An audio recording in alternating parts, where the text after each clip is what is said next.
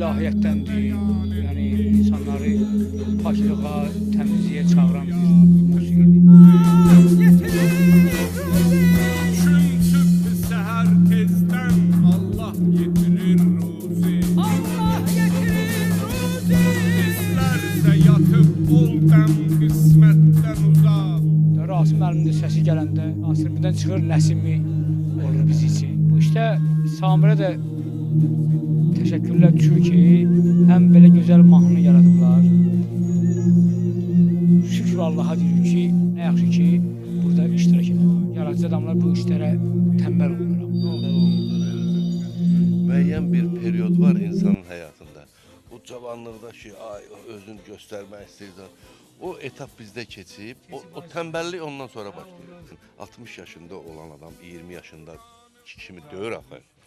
Ona görə o mənim özümdə, yəni alimin dediyinə görə deyirəm ki, məsələn mən istəyirdim ki, mən tez-tez çıxışlar eləyim, məni ekranda görsünlər.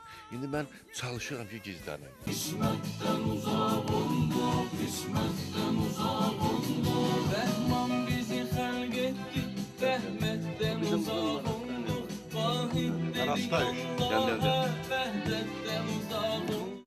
Gərək siz beyninizi, fantaziyinizi, ürəyinizi işlədəsiniz, elə təzə bir şey təqdim eləyəsiniz ki, bunların özü də o ustad görsün ki, onun təcrübəsində, sənətində bu təzə şeydə onun da özləri gələcək.